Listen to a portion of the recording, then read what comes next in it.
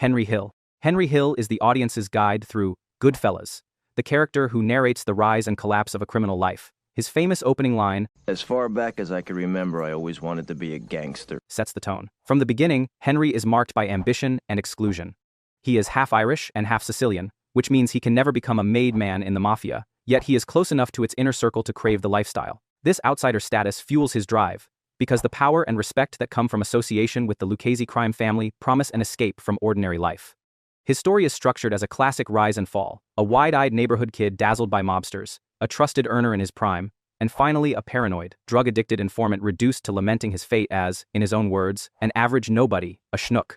Ray Liotta's performance is central to how this character works. Scorsese cast him after seeing how Liotta handled himself in real life, blending charm with an edge of danger. To protect the cinematic version of the character, Scorsese deliberately kept Liotta away from the real Henry Hill until filming was over. Instead, Liotta built his portrayal from Nicholas Pileggi's book, Wise Guy, and FBI surveillance tapes. He studied Hill's way of speaking, his casual mannerisms, and even his habit of constantly eating snacks, weaving those details into the performance. For the extensive narration, Liotta read directly to an engineer sitting in front of him, so that the voiceover sounded conversational rather than scripted. At the same time, Liotta was coping with his mother's illness and death during filming, a personal weight that added rawness to some of the most intense scenes. His approach made Henry both seductive and unreliable, exactly what the film required. The real Henry Hill was born in Brooklyn in 1943. By age 12, he was already running errands for Paul Vario's crew in the Lucchese family. His early jobs included watching cars, delivering packages, and making introductions. These small tasks earned him trust, and soon he graduated to hijackings, loan sharking, and arson. Hill's career in crime lasted for decades, but it began to collapse with his increasing involvement in drug trafficking, an enterprise his boss Paul Vario had forbidden. In 1980, after an arrest for narcotics, Hill feared he was about to be murdered by his own crew. Surveillance tapes later confirmed that Jimmy Burke and Paul Vario had discussed killing him. To save himself, Hill chose to cooperate with the FBI.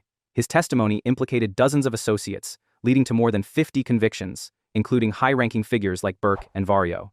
For a time, he lived under federal witness protection with his wife Karen and their children, but he was eventually expelled for repeated violations, arrests, reckless behavior, and drawing attention to himself. In later years, he lived as a minor celebrity, appearing on talk shows and co-authoring books, until his death in 2012. Scorsese's artistic decision to prevent Liotta from meeting Hill while filming preserved the illusion. The real man was messy, unreliable, and diminished. The film needed a younger version full of charm and aspiration. Liotta's performance embodies the allure of crime and the seduction of fast money, which keeps the audience invested long enough for the eventual collapse to land with full force. Henry Hill in Goodfellas is not just a character. He is the channel through which the myth of the gangster is built and then stripped away, leaving behind nothing but paranoia, betrayal, and ordinariness. And now it's all over. Jimmy the Gent Conway. Jimmy Conway is introduced as the mentor figure of Goodfellas, a smooth, generous, and seemingly protective gangster who guides Henry Hill into the deeper world of organized crime. On the surface, he appears charismatic and trustworthy. He tips heavily, dresses sharply, and commands respect, without raising his voice. Jimmy is the architect of the 1978 Lufthansa heist, one of the largest cash robberies in American history, and his character embodies both the promise and the danger of the mob life. His guiding principle, to Henry, never rat on your friends, and always keep your mouth shut, is a code that he himself will later violate through paranoia and murder. The shift from mentor to ruthless executioner defines Jimmy's arc, showing how loyalty in this world is never absolute and how fear overrides every bond. After the heist, his charm disappears, replaced by cold calculation as he systematically eliminates nearly everyone involved, including close associates, in order to protect himself. Robert De Niro's performance anchors Jimmy's menace in small human details. Known for his meticulous preparation, De Niro became obsessed with capturing the exact habits of the real Jimmy Burke, the man on whom Conway is based. He called the real Henry Hill repeatedly, asking about seemingly trivial aspects: how Burke held his cigarette, how he used a ketchup bottle, how he laughed. De Niro believed these details mattered because they grounded the character in reality. His insistence extended to props. In one scene where Jimmy hands out cash, De Niro demanded real money instead of prop bills, arguing that the weight and feel changed the authenticity of the moment. On set, he balanced intensity with camaraderie, even pulling a prank on Ray Liotta by leaving a fake horse head in his dressing room, a nod to The Godfather. Yet when the cameras rolled, his performance was chillingly understated, making his bursts of violence feel all the more unpredictable. The real Jimmy Burke was born in 1931 and grew up in foster care, enduring abuse and instability. Being Irish, he was never eligible to become a made man, but he became one of the most feared associates of the Lucchese family. His nickname, Jimmy the Gent, came from his habit of tipping drivers whose trucks he had just hijacked, a darkly ironic label. His reputation was built on a combination of cunning and brutality. Stories about his violence were legendary. On the day of his own wedding, the dismembered remains of his wife's ex-boyfriend were discovered after she complained about harassment. Burke ran Robert's Lounge in Queens, a bar that functioned as his crew's headquarters and, according to multiple accounts, a burial ground for victims. Burke orchestrated the Lufthansa heist in December 1978, which netted over $5 million in cash and nearly $1 million in jewelry. He avoided conviction for the robbery itself, but his paranoia about loose ends led to a string of murders. Associates who flaunted money or demanded their share were killed, their bodies turning up in cars, dumpsters, and freezers. While he escaped charges for Lufthansa, he was eventually brought down by Henry Hill's testimony, which linked him to the Boston College basketball point-shaving scandal. Convicted and sentenced to life, Burke died of cancer in prison in 1996. Sorry for stopping your video, but you really should subscribe. Tommy DeVito. Tommy DeVito is the embodiment of unrestrained violence in Goodfellas, a character whose volatility defines the crew's most shocking moments. He is impulsive, insecure, and explosive, operating without the restraint that sustains survival in organized crime. His temper makes him unpredictable, and his need to assert dominance leads directly to some of the film's most iconic and disturbing scenes. Tommy humiliates and murders Spider, a young gopher, over a minor insult, and he kills Billy Batts, a made man in the Gambino family, after the infamous "Shinebox" remark. Now go home and get your fucking shine box. These killings are not just acts of violence, but violations of mafia protocol. The murder of Batts in particular is the pivotal act of transgression in the film, setting in motion Tommy's own execution. His arc demonstrates how, in a world with rigid rules beneath the chaos, losing control is a fatal weakness. Joe Pesci's performance as Tommy is both terrifying and magnetic. Initially, producers resisted casting him, believing he was too old to play the part. Pesci, determined to prove them wrong, created his own audition tape. Using makeup to appear younger, he filmed himself acting in character and delivered it directly to Scorsese. The gamble paid off. On set, Pesci infused the character with menace drawn from his own experiences. The most famous example is the "funny how, I amuse you" scene. This was based on a real incident from Pesci's youth, when he told a mobster he was funny and was met with hostility. Pesci shared the story with Scorsese, who recognized its power. The scene was developed through improvisation during rehearsals, and the final scripted version kept the tension intact. Scorsese withheld the setup from the other actors so their startled reactions on film were genuine. Pesci's performance earned him the Academy Award for Best Supporting Actor. His brief acceptance speech, "Oh, it's my privilege, thank you," became as memorable as the role itself. The real Tommy was Thomas DeSimone, a Lucchese family associate whose violence was even more extreme than the character in the film. DeSimone came from a family deeply tied to organized crime. His grandfather and uncle had been Los Angeles mob bosses, and his brothers were connected to the Gambino family. According to Henry Hill, DeSimone was a remorseless killer, implicated in numerous murders, including the unsanctioned killings of William, Billy Batts, Bent Vina, and Ronald Giroth, both Gambino associates. These murders were violations of mafia rules that made DeSimone a target. On January 14, 1979, he disappeared. The prevailing belief is that he was executed by the Gambino family as retribution. Some accounts suggest John Gotti himself participated. His body was never recovered. One of the starkest contrasts between reality and the film lies in physicality. Joe Pesci was 46 years old and only 5 feet 4 inches tall when he played Tommy. The real DeSimone was 28 years old and stood over 6 feet tall. Despite this difference, Pesci's intensity captured the danger and unpredictability that defined DeSimone. An additional coincidence adds a layer of irony. Pesci shared a childhood friendship with Tommy DeVito of the Four Seasons, the singer and guitarist, though the naming of the character was reportedly incidental. Tommy DeVito in Goodfellas represents the inevitable self-destruction that comes from unchecked violence. His inability to control himself, his need to respond to every slight with bloodshed, and his ignorance of unspoken rules make him the film's ticking time bomb. Karen Hill. Karen Hill provides the film with its essential domestic counterpoint and the perspective of someone drawn into the mob world, not through ambition, but through intimacy. At first, she is a reluctant participant, a nice Jewish girl from the Five Towns, who views Henry's criminal lifestyle with suspicion. Yet she is quickly seduced by the glamour, the power, and the sense of untouchable privilege that comes with being close to a man like Henry. Karen evolves from an outsider questioning Henry's world to a complicit partner. She hides bloody guns, smuggles drugs into prison, and eventually becomes a user and dealer herself. Her loyalty is tested repeatedly, but what truly destabilizes her is not Henry's crimes, but his infidelity. This culminates in the unforgettable scene where she holds a gun to his face, torn between fury and devotion. Karen's arc underscores the film's theme of complicity. In the mob world, even those who begin as bystanders can be consumed by its logic of loyalty, indulgence, and survival.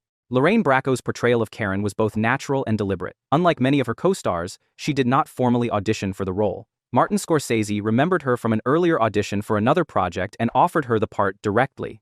Preparing for the role was difficult because real-life mob wives were unwilling to speak with her, fearing exposure. Instead, Bracco turned to Nicholas Pileggi's book, Wise Guy, to find the essence of Karen. On set, she was outspoken about authenticity. She famously demanded real jewelry from the costume department, telling Scorsese that if they wanted her to play a mob princess, they should treat her like one. She also leaned on Ray Liotta for guidance during technically complex shots, including the long Copacabana tracking shot. Her performance earned her an Academy Award nomination for Best Supporting Actress. The real Karen Hill, born Karen Friedman, did meet Henry Hill on a double date, though not with Tommy DeSimone as the film suggests. Instead, her date was Paul Vario's son. She admitted later that she was drawn to the lifestyle almost immediately, recalling how one day she was a dental assistant and the next she was drinking champagne sent over by Sammy Davis Jr. at the Copacabana. The reality of her life, however, was harsher than the film depicts. While Henry was serving a prison sentence, Karen was left exposed. According to Henry's later accounts, Thomas DeSimone attempted to rape her. She also began an affair with Paul Vario, Henry's boss, during this time. After Henry became an informant, Karen and their children entered the witness protection program, moving from place to place before being expelled in the early 1990s because of Henry's continued criminal behavior. Karen divorced him in 1990, with the process finalized in 2002, and since then has lived under an assumed name. Scorsese made deliberate omissions in Karen's story for thematic clarity. By excluding her affair with Paul Vario and the attempted rape by DeSimone, the film simplifies her role, preserving her as a sympathetic figure rather than a morally compromised one. This choice allows the audience to see her primarily as a victim of Henry's infidelity and the mob's grip, rather than as someone equally entangled in betrayal. Still, the reality adds a deeper layer of complexity to her life, showing that she was not just swept along but also capable of choices within that world. Paulie, Cicero. Paulie Cicero represents authority and tradition within the world of Goodfellas, the capo of the Lucchese crew, and the man who sets the boundaries for Henry Hill and his associates. Unlike the volatile Tommy or the charismatic Jimmy, Paulie exerts power through stillness. Henry explains it best in narration. Paulie might have moved slow, but it was only because Paulie didn't have to move for anybody. His authority is absolute and quiet, based on reputation and unspoken threat. Paulie is also defined by his strict rule against drugs. He warns Henry never to get involved in narcotics, but Henry's eventual disregard for that command becomes the central betrayal that severs their relationship. The final meeting between the two is emblematic of Paulie's cold pragmatism. After a lifetime of mentorship, he dismisses Henry with a few $100s and a permanent cutoff, proving that in the mafia, even bonds that appear paternal are transactional. Paul Sorvino's portrayal of Paulie Cicero is rooted in restraint. Sorvino was an accomplished opera singer and sculptor, but he initially felt he could not inhabit the menace required for the role. Just days before filming began, he called his agent and asked to be released from the project. His breakthrough came in front of a mirror. Adjusting his tie, Sorvino caught a glimpse of what he later described as his lethal Paulie look, a cold, intimidating expression that convinced him he could embody the character. From then on, his performance relied on minimalism. He rarely raised his voice, instead using silence and subtle gestures to command attention. His contributions extended beyond acting. The famous prison dinner scene, where garlic is sliced thin with a razor blade, used Sorvino's own hands, a detail audiences still ask him about decades later. In another improvised moment, Sorvino slapped Ray Liotta across the face after warning him about drugs, creating a genuine reaction that Scorsese kept in the film. The real Paul Cicero was based on Paul Vario, a Lucchese capo with a reputation far different from his on-screen counterpart. Vario was not calm and collected but notorious for an explosive temper. One well-documented incident involved his ordering the brutal assault of an entire restaurant staff with baseball bats after his wife was made to wait for a table. He controlled vast rackets around JFK Airport, treating it as his personal bank. Vario approved the Lufthansa heist and later ordered the murder of Stax Edwards to prevent exposure. After Henry Hill turned informant, Vario was convicted based on his testimony and died in prison in 1988 from illness. Scorsese's transformation of Vario into the quieter Paulie Cicero was a deliberate choice. A loud, violent mob boss would have been familiar and predictable. Instead, by portraying Paulie as measured and reserved, Scorsese emphasized that true power often comes from those who do not need to shout or lash out. This contrast also underscores the film's themes of betrayal and survival. Paulie is positioned as a guardian of tradition, the figure who upholds rules in a chaotic world. When he disowns Henry with cold efficiency, the betrayal cuts deeper than violence ever could. Billy Batts. Billy Batts stands as one of the most crucial figures in Goodfellas because his murder is the turning point that seals the fate of the crew. He is a made man in the Gambino family, a status that means untouchable within the mafia hierarchy. Killing a made man without permission is the gravest violation of mob protocol, one that demands lethal retribution. When Bats returns from prison, he enters his welcome home party with the authority of old-school mob culture. His mistake is provoking Tommy DeVito by mocking his past as a shoeshine boy, telling him to go home and get your shine box. The comment, said in front of others, publicly humiliates Tommy, whose fragile pride cannot withstand the insult. Within the film, the murder happens almost immediately, a burst of hair-trigger violence. Bat's death becomes the pivotal transgression that leads directly to Tommy's own execution, showing how ego and disrespect can override the most sacred rules of organized crime. Frank Vincent's performance as Billy Bats gives the character weight beyond his limited screen time. Vincent, who grew up in New Jersey, had a deep familiarity with Italian-American neighborhoods and culture. Before acting, he was a musician, and even formed a comedy duo with Joe Pesci, a partnership that created a natural chemistry between the two on screen. Their shared history gave the Shinebox confrontation a lived-in tension, making it one of the most memorable exchanges in the film. Vincent approached violent roles as professional craft, often stressing that it was what the characters are doing, not you personally. The Shinebox line followed him for the rest of his life, to the point that he embraced it by selling merchandise with the quote. His career continued with numerous mob roles, including a reversal in Scorsese's Casino, where he delivered the fatal beating to Pesci's character. The real Billy Bats was William Bentvena, a made member of the Gambino family with ties to John Gotti's crew. He was involved in heroin smuggling and served 6 years in prison. Upon his release in 1970, tension existed because Jimmy Burke had taken over his loan sharking business while he was away. The Shinebox incident did occur, but the timeline in reality was stretched. Bats' murder did not happen the same night as the insult. Instead, 2 weeks later, Bentvena was ambushed by Thomas DeSimone and Jimmy Burke at Henry Hill's bar. They beat him savagely with pistols before shoving him into a car trunk. When they realized he was still alive, they pulled over and stabbed him dozens of times with a tire, iron, and shovel before finishing him off. His body was buried and never recovered. The film compresses the events to create thematic impact. By showing Bats' murder as an immediate explosion of violence, Scorsese highlights Tommy's uncontrollable nature and the hair-trigger danger of mob life. In reality, the gap suggested a more calculated act, but the film's choice makes the killing feel inevitable and impulsive, reinforcing its role as the catalyst for the crew's downfall. Billy Bats' presence in Goodfellas is brief but monumental. His murder represents the exact moment when reckless ego collides with the rigid codes of the mafia. Morrie Kessler is one of the most memorable side characters in Goodfellas because he embodies the fatal combination of being both useful and unbearable. He owns a wig shop, complete with a low-budget, cheesy television commercial that provides one of the film's rare comedic moments. But beyond the laughs, Morrie is pivotal. He is the man who delivers the crucial tip about the Lufthansa terminal, information that sets into motion the biggest heist of Jimmy Conway's career. Yet Morrie cannot stop himself from becoming a liability. His constant pestering of Jimmy about getting his cut of the money pushes him from valued associate to expendable nuisance. His inability to read danger and his relentless nagging seal his fate. Ultimately, Tommy DeVito kills him in cold blood, stabbing him in the head with an ice pick, a death that feels unceremoniously casual, reflecting how little weight loyalty carries once someone is deemed a risk. Chuck Lowe's performance as Morrie stands out for its authenticity. Lowe was not a professional actor, but a real estate developer and Robert De Niro's longtime friend and agent. De Niro helped him secure the role, and his lack of polish became an asset. Morrie feels like a real neighborhood guy, irritating and oblivious, which adds to the character's believability. His whining and nervous energy perfectly captures someone who overestimates his own importance in a world where patience runs thin. Scorsese enhanced this realism by making Morrie's wig commercial an actual low-budget production. After seeing a real ad for a window company, Scorsese hired the same creator to produce Morrie's spot. The result is a hilarious but convincing artifact of local TV marketing, grounding the character in reality. The real-life counterpart to Morrie was Martin Krugman, a bookmaker and mob associate who also ran a wig shop and salon in Queens. Like in the film, Krugman provided the Lufthansa tip after an airport employee who owed him gambling debts revealed insider details. The heist netted over $6 million, but Krugman's insistence on his $500,000 share unnerved Jimmy Burke. Burke feared that Krugman would turn informant if he did not get paid. According to Henry Hill's later accounts, Burke had Krugman murdered and dismembered, with the remains buried in or around Robert's Lounge, the bar that served as the crew's base. His body was never found, and he was declared legally dead in 1986. Casting a non-actor like Chuck Lowe for this role was a deliberate creative decision that reinforced the documentary-like tone of Goodfellas. Morrie's interactions feel less like scripted drama and more like real-life aggravations. His scenes underline the fact that in the mafia, usefulness has limits.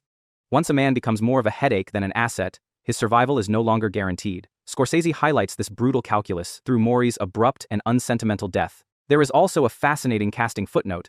Initially, Scorsese had approached Jerry Lewis to play Morrie. Lewis even filmed a few early scenes but left the production due to disagreements about the character's limited role and his quick exit.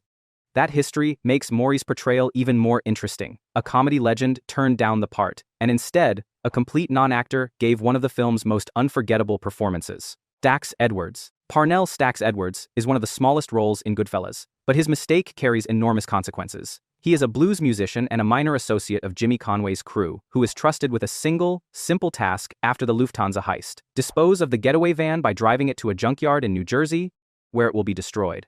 This job is crucial because the van could link the crew to the robbery. Instead of completing the task, Stax goes to his girlfriend's apartment, gets high, and leaves the van parked illegally by a fire hydrant. The police quickly discover it, lift fingerprints, and gain a direct lead to the crew. That one lapse of discipline unravels the carefully planned heist. Jimmy Conway responds the way he always does to risk, with murder. Stax is killed by Tommy DeVito in a matter-of-fact execution, his death a chilling reminder that incompetence in this world is as deadly as betrayal. Samuel L. Jackson's portrayal of Stax came early in his career, before he became one of Hollywood's most recognizable stars. Though his screen time is brief, Jackson leaves a strong impression. His performance balances charm and carelessness, making Stax seem like a man too caught up in indulgence to grasp the gravity of his responsibility. Behind the scenes, the role carried extra weight for Jackson personally. Just a week before filming, he had been released from rehab for drug addiction, and the timing gave his performance an edge of authenticity. His casual demeanor as Stax, followed by his abrupt death, demonstrated his ability to make an impact with very little dialogue or screen time, a sign of the career that lay ahead. The real Stax Edwards was Parnell Stephen Edwards, a musician and longtime associate of Jimmy Burke's crew. He had a lengthy criminal record, ranging from burglary to drug charges, and was known for his talent as well as his reckless behavior. His role in the Lufthansa heist matched the film's account. He was assigned to get rid of the van and instead drove it to his girlfriend's place, where he did cocaine and fell asleep. The vehicle was found 2 days later, its fingerprints leading investigators closer to Burke's crew. His mistake enraged Burke, who believed Edwards' carelessness had put the entire operation at risk. On December 18, 1978, just a week after the robbery, Edwards was murdered. According to reports, the order came from Paul Vario, and the hit was carried out by Thomas DeSimone and Angelo Seppi. Stax's death is a small but important part of the story because it demonstrates how fragile the balance of power is in the mafia. A $6 million robbery, the largest of its kind at the time, is undone not by law enforcement genius but by a single man's negligence. Spider. Spider is one of the briefest yet most haunting characters in Goodfellas, a young, nervous gopher whose murder by Tommy DeVito captures the arbitrary brutality of the crew's world. Spider's job is simple: serve drinks during high-stakes card games. But his presence becomes a grim example of how even the smallest interactions can turn lethal in the mafia. When he makes a mistake delivering drinks, Tommy humiliates him and shoots him in the foot. The crew laughs it off, treating it as entertainment. Weeks later, Spider returns to the table with a limp, a cast on his leg, and enough courage to finally stand up for himself. Goaded by Jimmy Conway and the others, he tells Tommy to, "Why don't you go fuck yourself, Tom?" That brief moment of defiance seals his fate. Tommy pulls out his gun and kills him instantly. The other men react with shock, but no one truly avenges him. Spider's death highlights the cruel hierarchy of this world, where life is disposable and respect is enforced by violence alone. Michael Imperioli's portrayal of Spider was one of his first major film roles, years before he became famous as Christopher Moltisanti on The Sopranos. His nervous energy and boyish demeanor gave the character authenticity, making the violence against him more disturbing. During filming, Imperioli experienced a bizarre, real-life accident. In the middle of shooting his death scene, he accidentally cut his hand on a broken glass. When rushed to the emergency room, medical staff panicked after seeing the fake bullet wounds applied for the scene, believing he had been shot multiple times. Once the confusion cleared, they treated his actual injury. This behind-the-scenes story has become part of Goodfellas lore and underlines how convincing Scorsese's attention to detail was, even for minor characters. The real Spider was Michael Gianco, a teenage associate of Jimmy Burke's crew. Born in 1954, he earned his nickname because of his long limbs and his reputation as a skilled burglar who could climb into difficult places. Like in the film, Gianco worked the poker games, where he became the target of Thomas DeSimone's temper. Accounts suggest that the confrontation unfolded much like it does on screen. In July 1970, DeSimone, intoxicated, berated Gianco for forgetting a drink. When Gianco told him off, DeSimone shot him 3 times in the chest, killing him instantly. Jimmy Burke reportedly reacted furiously, ordering DeSimone to personally bury the body in the basement of Robert's Lounge. Gianco was only 16 years old at the time of his murder. There is some debate over whether the story is entirely accurate. While Henry Hill included it in Wise Guy, law enforcement never found records of Gianco or his body. Some investigators believe Hill may have fabricated or exaggerated the tale. But whether literal fact or not, Spider's murder serves as a thematic linchpin. It shows the sadistic dynamic between Jimmy and Tommy, where Jimmy eggs Tommy on, knowing violence will follow, only to feign disapproval afterward. It also emphasizes the sheer disposability of young associates in the mafia, men who could be brought close to the life, but had no protection when egos and tempers flared. Spider's story is brief, but it lingers. His murder is one of the film's clearest demonstrations that in the mob, respect is demanded through violence, and even the smallest act of defiance is enough to cost a life. Frankie Carbone. Frankie Carbone is one of the most visually distinctive members of the Goodfellas crew, remembered for his thick hair, flashy style, and ultimately, his gruesome fate. Within the story, he is a participant in the Lufthansa heist, and part of Jimmy Conway's circle. What defines Carbone's downfall is not betrayal or violence, but carelessness and vanity. After the robbery, Jimmy gives a strict warning: no big purchases, no flashy spending, and no drawing attention. Carbone ignores it. He buys his wife an expensive mink coat, a purchase that stands out immediately and confirms Jimmy's paranoia that members of the crew cannot keep quiet or disciplined. His disregard for orders seals his fate. The film delivers one of its most chilling images when Carbone's body is discovered hanging from a meat hook inside a refrigerated truck. Frozen solid, a visual metaphor for the cold and merciless consequences of breaking mob discipline. Frank Sivero's portrayal of Frankie Carbone leaned into caricature, giving the character exaggerated mannerisms that made him memorable even in limited screen time. Sivero claimed that he developed the character largely from his own personality, creating a flamboyant figure who stood out in scenes crowded with tough men in suits. For the meat truck sequence, Sivero was strapped into a harness and actually hung from a hook inside the freezer, a moment that added realism but also discomfort. Off-screen, Sivero made headlines years later when he sued Fox for $250 million, claiming that the character of Louie, one of Fat Tony's henchmen on The Simpsons, was a direct copy of his Frankie Carbone persona. The lawsuit was eventually dismissed, but it underscored how deeply Sivero associated himself with the role. The real-life counterpart to Carbone was Angelo Sepe, a Lucchese family associate with a reputation far tougher than his fictional version. Sepe was not the foolish, flashy figure seen in the film. Instead, he was a hardened enforcer who had already served prison time and was trusted as a killer within Jimmy Burke's crew. He participated in the Lufthansa heist and was directly involved in the murders of both Stax Edwards and Martin Krugman afterward. Unlike the film's portrayal, his downfall came years later and had nothing to do with post-heist spending. In July 1984, Sepe was killed by his own Lucchese associates after robbing a drug dealer tied to the family. His death came nearly 6 years after Lufthansa, making it unrelated to the paranoia-driven cleanup depicted in the film. Scorsese's decision to transform Sepe into Frankie Carbone served a clear narrative purpose. By giving the character a simple, fatal flaw, vanity, the film condensed complex realities into a more streamlined story about discipline and paranoia.